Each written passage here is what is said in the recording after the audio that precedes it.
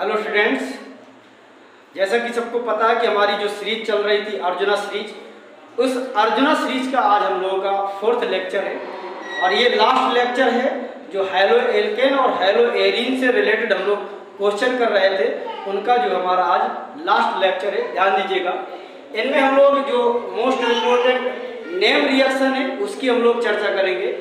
तो इनमें से सबसे पहली नेम रिएक्शन है सेंडमेयर रिएक्शन है, दूसरी आपकी गाटरमान रिएक्शन है, थर्ड में आपकी वोल्टेज रिएक्शन है,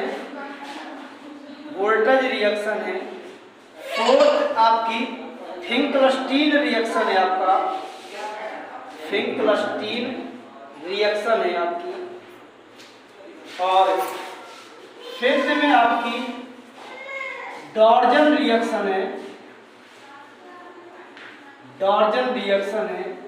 और सिक्स्थ में आपका बोराडीन हुंसडी का रिएक्शन है, बोराडीन हुंसडी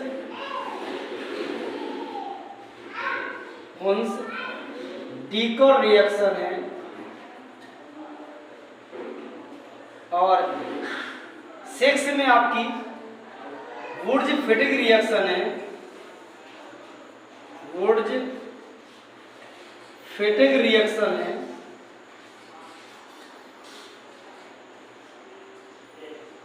एट्थ में आपका फिटिग रिएक्शन है,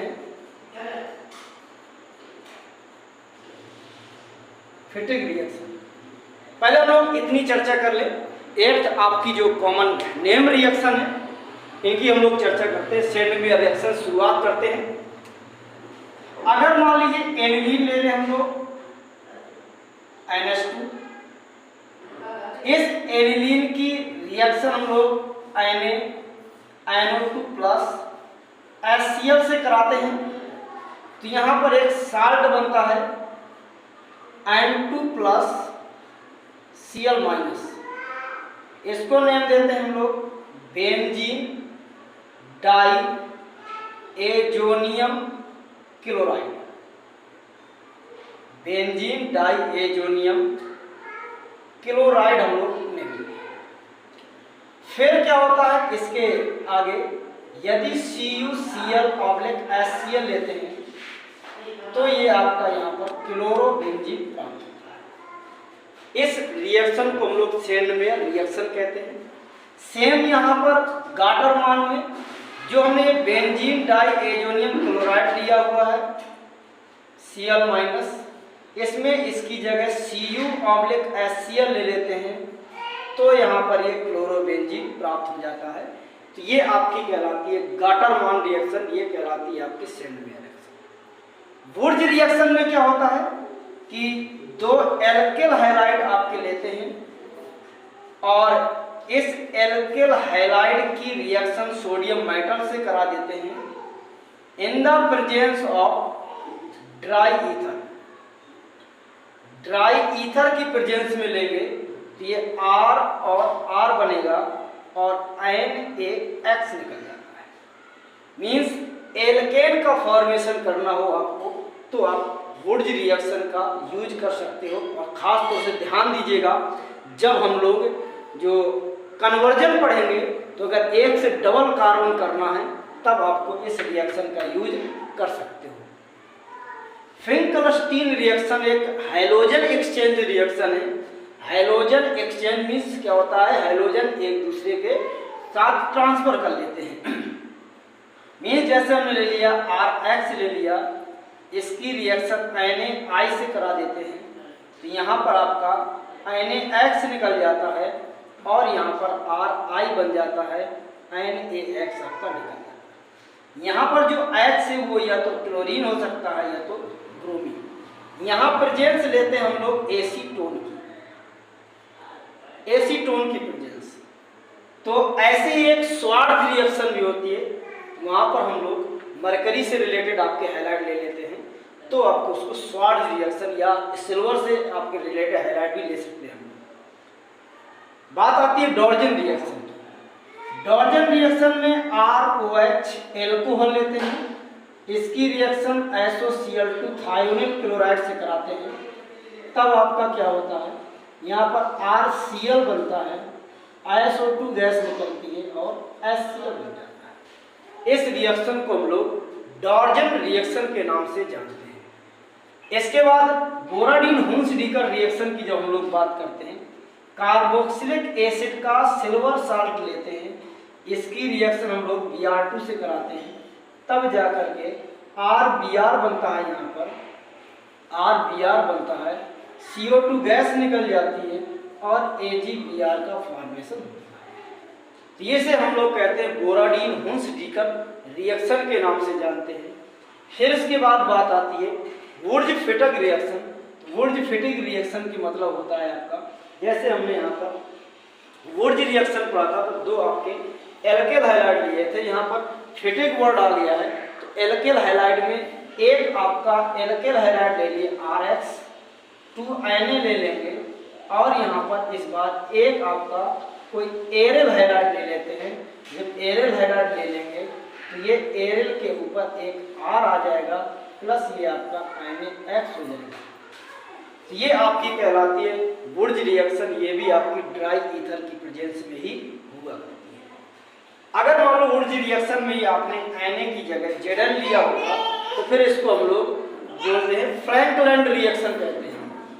अगर आपने यहाँ एल्केल हाइलाइड लिया होता और उसके साथ Zn की रिएक्शन कराई होती तो फ्रैंकलैंड रिएक्शन के नाम से उसे जानते हैं। फिटिग रिएक्शन की जब हम लोग बात करते हैं तो अब इस बार दोनों जगह हम लोग एरीन ले लेते हैं, ये आपका 2Na हो जाता है। फिर से आपका ये ले ले हमने X ले लिया और जाकर के दो बेंजीन आपस में यहाँ पर ऐड हो जाती है इस प्रकार से। और जब बेंजीन ऐड हो जाएंगी और यहाँ पर Na आपका X निकल जाएगा तो ये आपका कहलाता है बाइफेनिल कहलाता है। बाइफेनिल वर्ड इसको यूज कर लेते हैं। ऐसी एक उल्मान रिएक्शन होती है। उल्मान रिएक्शन में आपको क्या करना होगा, यहाँ पर Cu लेना होगा और जो X लिया है इस X की जगह हम लोगों को आयोडीन लेना होगा। मतलब आयोडोबेंजीन को जब Cu की प्रेजेंस Cu के साथ हम लोग क्या कराते हैं, रिएक्ट कराते हैं, तब हम लोगों को बाइफेनिल प्राप्त होता है। तो ये आपकी 8th जो रिएक्शन है आपकी वेरी मोस्ट इंपोर्टेंट रिएक्शन है, नेम रिएक्शन है, जो हैलो एल्केन और हैलो एरीन से रिलेटेड है। इसके बाद एक आपका ज्यादातर क्वेश्चन बहुत पूछा जाता है फॉर्मेशन DDT का फॉर्मेशन, कि DDT को हम लोग यहाँ पर कैसे फॉर्म करते हैं, उसकी हम लोग जब बात करते हैं तो ध्यान दीजिएगा। DDT formation of DDT, formation of DDT, dichloro diphenyl trichloro ethane इसका फुल फॉर्म होता है। ये आपका एक कीटनाशक के रूप में प्रयोग करते हैं हम लोग, इंसेक्टिसाइड होता है। जैसे लिखा हुआ है, हमने ले लिया आपका DDT के लिए 2 क्लोरोबेंजीन के मॉलिक्यूल ले लिया। मान लीजिए ये हमने यहाँ पर से ले रहे हैं। पहले CCl3CHO, ये आपका कहलाता है क्लोरल ले लिया। इस क्लोरल की रिएक्शन हम लोग कराते हैं क्लोरोबेंजीन के 2 मॉलिक्यूल से। Cl यहाँ H हो गया, यहाँ H हो गया। यहाँ से हम लोग क्या करते हैं, ऑक्सीजन के साथ में 2 H लेकर के H2O को यहाँ पर निकाल देते हैं। जब H2O निकल जाता तो यहाँ पर CCl3CH और दोनों के दोनों बेंजीन आपके इससे जोड़ दिए जाते हैं। तो ये जो आपका बन गया, इसे हम लोग कहते हैं DDT कहते हैं। क्यों कहा गया इसको DDT, देख लीजिए, डाइक्लोरो डाइफेनिल ट्राइक्लोरो 2 कार्बन है तो एथेन हो गया। तो DDT का फॉर्मेशन हम लोग इस प्रकार से यहाँ पर करते हैं। इसके बाद कहेगा क्लोरोफॉर्म का फॉर्मेशन।